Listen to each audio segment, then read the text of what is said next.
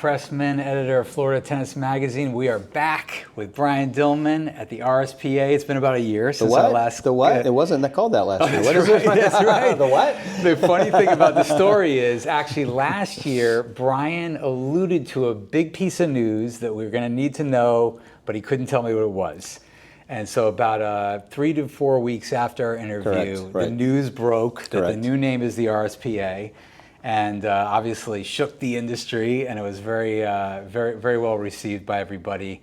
So lots to talk about from last year, but want to just sort of catch up on a bunch of different things. Sure. So for those who didn't see the video and the interview last year, if you can give us just a quick update on the mission of RSPA, maybe some things have changed since we talked last year, just sort of what you guys are all about.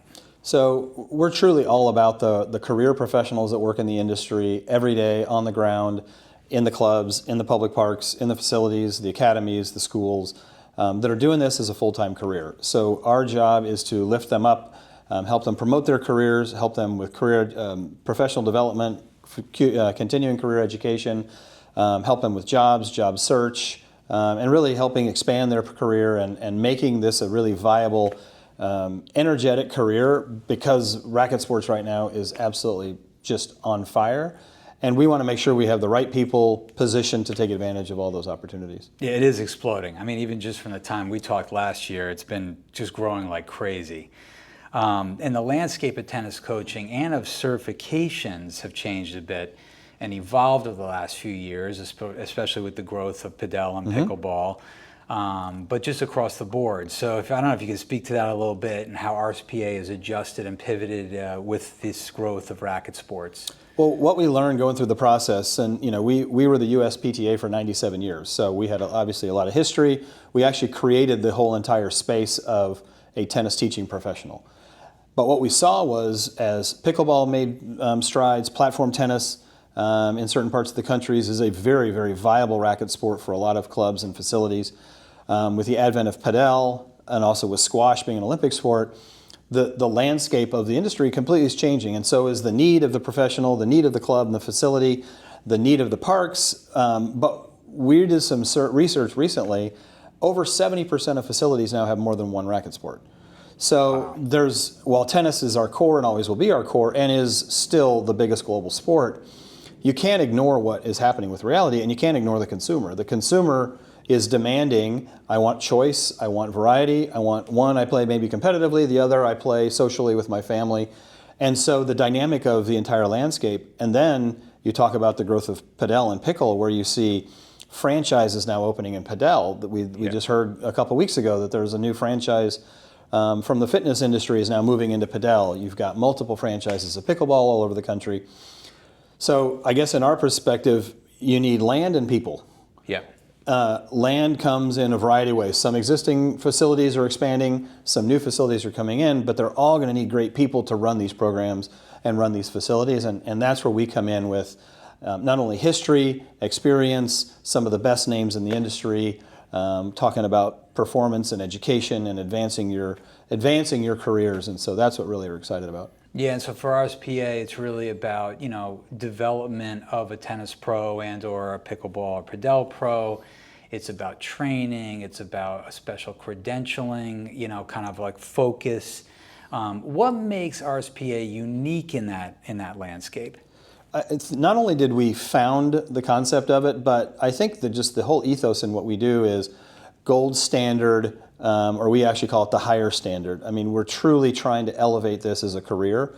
And I think we're the only organization that truly defines a career professional as our core mission. Yeah. So, we want people to do this, come in, start as an assistant, work your way up to a head pro, become a director, or branch off into other parts of the industry. Could be print and press, could be management, could be working in a facility, who knows what it is. But there's so many different opportunities in this landscape. Yeah. But I think we are uniquely positioned to really focus on the career development, aspirations, and recruiting. I mean, our one of the other big things we do is recruit. We need new professionals into the industry to keep these sports alive. I mean, we can introduce new sports to anybody we want, but it's the professional that engages, is encouraging, shows they care, and really connects with that end consumer to keep them going.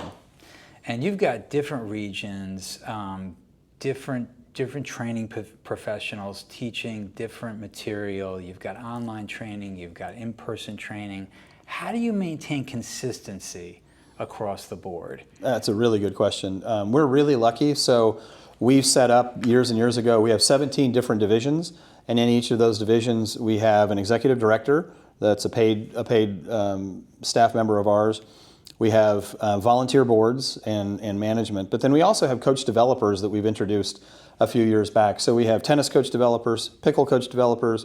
We're growing our Padel, we're growing our platform, and we're growing our squash coach developers. So they're really the delivery method. And so Ramona Husaru, our Chief Development Officer, and her team, actually they're in the middle of a call right this minute, a 3-hour training session with our coach developers to make sure that we are delivering consistency, highest standards, making sure the coach developers are there as coaches and trainers, not just judging a test and saying pass or fail. But when you truly care about the career of a professional, where they start, which is really with the certification, it becomes the launch pad for them. And so if they have a great experience with our coach developers, they will get involved with our local division, and they'll get mentorship right away and things like that. So it really all starts at that first touch point of the new professional, which is either our coach developer, or we also do online.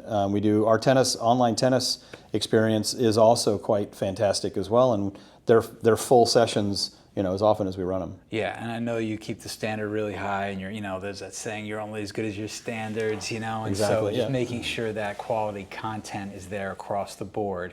And of course, us being Florida tennis, we of course have the question, how is Florida, is it a big part of RSPA? Is it still one of the biggest, if not the biggest, in terms of majority of members? And it's of course the best, So, well, here's us playing up Florida. Now that I play USTA in Florida, I play leagues in Florida. I'm representing the Donoff Cup for Florida. So, and Florida is our biggest division, and it is one of our most professionally run, professionally active, and influential. But what's really interesting, it's influential in tennis. Think about the leaders and the pros and all the athletes in addition to the national campus. Padel effectively started here as well. Absolutely. Padel started. Pickleball. The National Pickleball campus in Naples is and was one of the first on the planet. So Florida is not only the catalyst and the center of the rackets universe, clearly it has a head start on some other people too, with weather and experience and professionals and things like that. And the history of Bollettieri's and Hopman's and all these Macy's and all these great academy leaders, and the academies are so prolific throughout Florida in the history here. So the pipeline is just unbelievable, and it's so cool that RSPA's headquarters are right here at the USTA National Campus. People can come in and check it out. It's an amazing facility. We're here today. And dealing with the 100-degree heat the last week has not been so easy, but I'm sure it helps if you're practicing in that heat and you're playing in other places, It's funny. This is my second summer. Last summer, you're breathing like, right. And this summer it's like, okay, this is fine. You suck it up. And for those who don't know, Brian's a very good player, plays some D1 tennis, and has run into some pretty big competition in the juniors from what I remember. Many years ago, but I still, that's the funny thing. I think because of the accessibility of tennis in Florida, and especially here in Orlando, I think I've renewed my love for it. So I'm playing 4 or 5 times a week, and enjoying every moment of it, because it's not for wins or points or anything like that. It's truly just for joy. Yeah, absolutely. Now, looking ahead into 2026 and beyond, are there any new programs or initiatives that you guys are working towards? Or is it too early to say? Last time we had some big news with the change of name, but one of the things that we've done, we've created such great content in the last 24, 48 months. We have a brand new pickleball workshop and education process that we're, really is just starting to pick up stride. We just finished a new Padel certification, so that's taking stride. And then we're really looking at upgrading all of our other certifications to make sure they're current, they're relevant, and they're best in class. And then we're always looking at new partners along the way to really help accentuate. And in our heart, it's always members first. Like if we were sitting in a member's chair and they heard that we were doing X, Y, Z, we want to make sure they'd say, yeah, that's great, we're excited about that. So truly, it's a mindset of how can we help them grow their business, grow their income, grow their clients, or whatever those key things are for them. Yep. And we touched on the academies a little bit. You've got places like Macy and Everett, Emilio Sanchez. You've got Moritoglu that just opened, Saddlebrook. Del Potro just opened something in Boynton Beach. And there's so many pros, not just the academies, but at country clubs and public parks. And just joined the RSPA or is just getting ready to join. It's Kevin Anderson, another fighting Illini. Really? Yeah. Wow. He's down South Florida, and he's in Delray Beach. He's right in Delray near us. Beach, Yeah. and he and a partner, I guess, are opening a new academy as well, and had to be part of the team. And we have some illustrious Illini on team. Jack Groppel was an Illini, myself, Neil Adams in Texas, and now Kevin Anderson. So there you go. Very cool. Yeah, Kevin's a pretty good player, man. He can ball. I went to some event, and I had to return his serve, and man, that thing comes in hard. Wow. Well, he's got a different angle of attack than we do. So. Oh yeah, exactly. Can't teach height. So right, yeah, that's right. for sure. But in any event, you got all these pros and these coaches and training juniors who are coming up through the ranks. Great tournaments here like Eddie Herr and Orange Bowl, and how does RSPA really keep these pros, kind of up to that standard, keep them up to date, keep them current? How do you really do that and make sure that you keep them on top of what's going on? The game's changing so fast. The game's changing fast. I think I think that's really where the strength of having our divisional structure works, because they're constantly having meetings. I know District 8 had one a couple weeks ago, and they're talking about the latest tips and drills.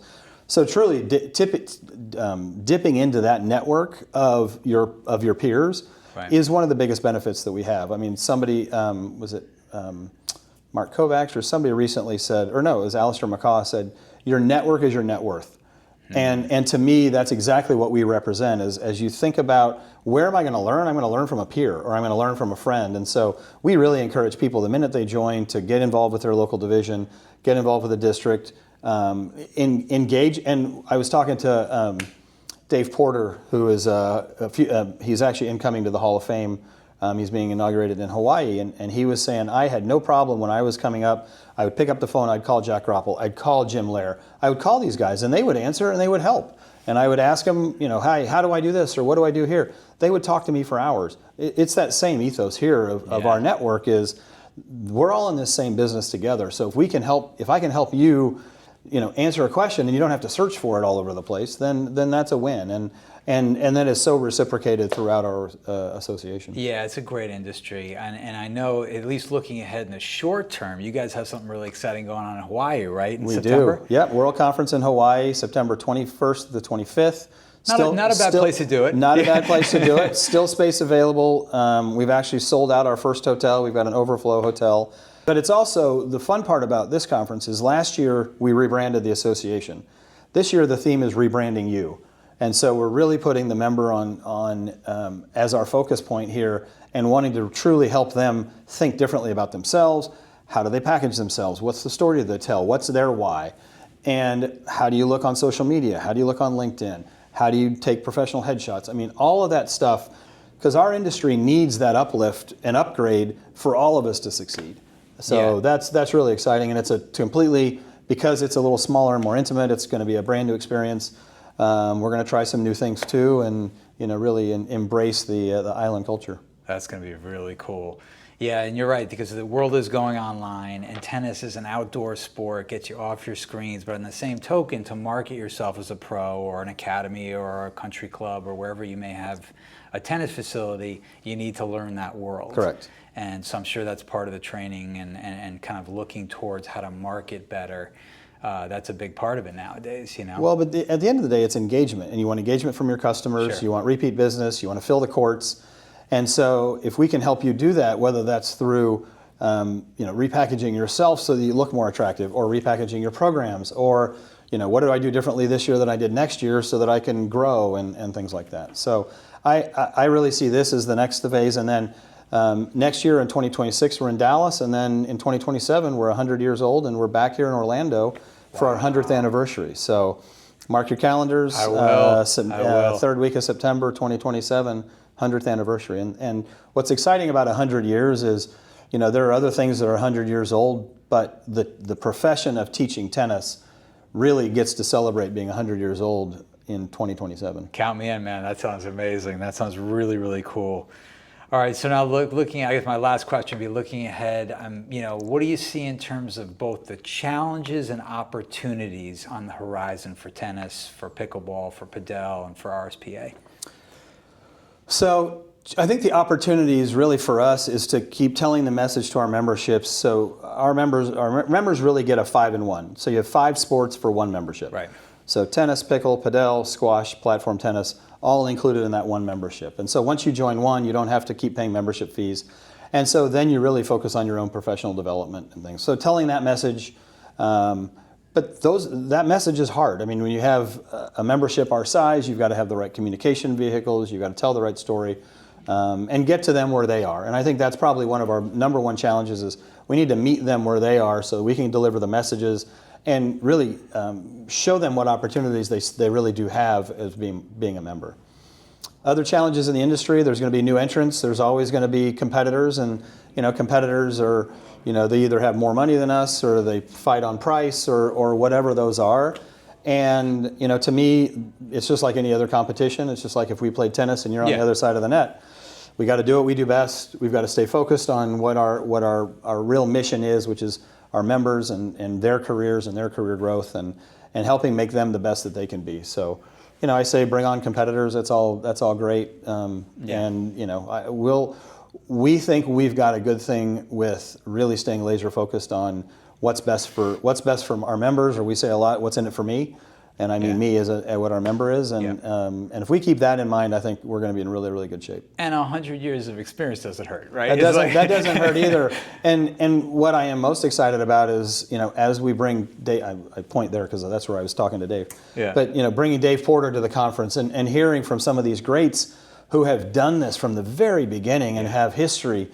Boy, they talk about. I mean, at the end of the day, things haven't changed that much. Yeah. I mean, you're still talking about you need to do the right thing about your member, recruit your clients, take care of them, show them the care, show them you're interested, and make it a meaningful experience. And they will come back and back and back. Yeah. And I think in today's world, I think that effort of making the connections may be a little missed. Yeah. So I think there's still a lot we can learn from some of our great members that have been around for 30, 35 years.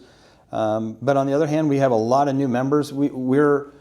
We're already at the number this year of new applicants and new members that we were all of last year. Wow, already? Already this year. So there are new people entering this industry. They see the opportunity. Yeah.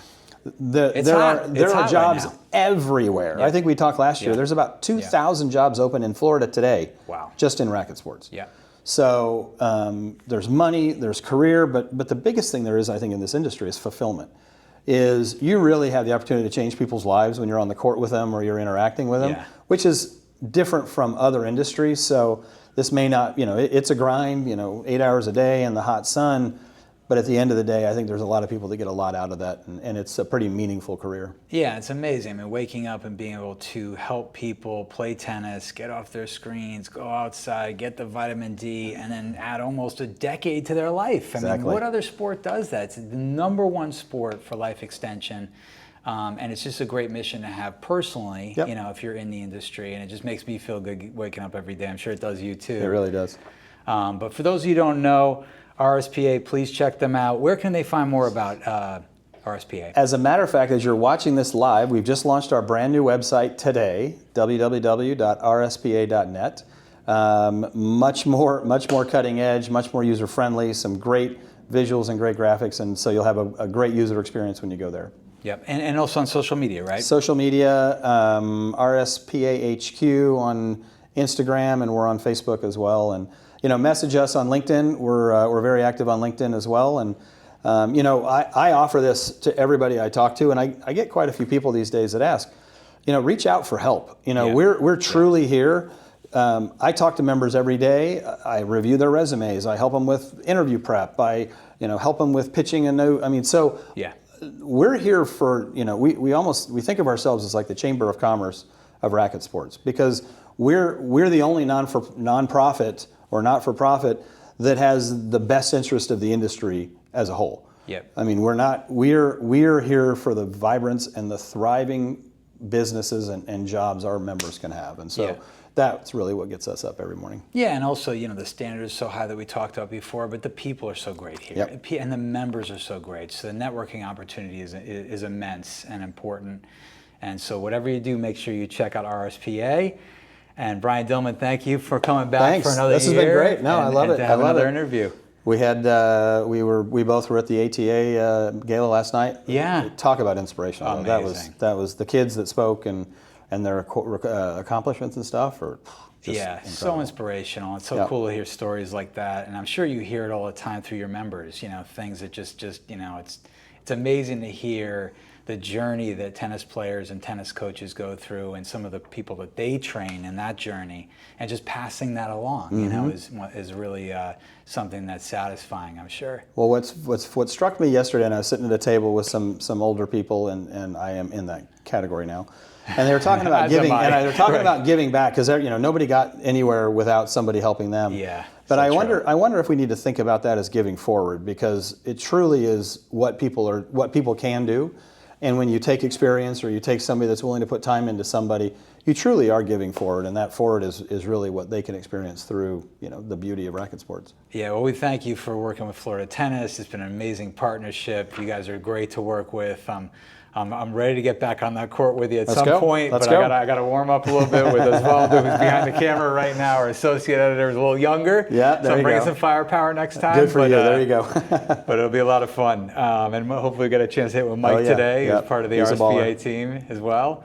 And in any event, thanks so much again. Absolutely. Thanks. Okay. Great.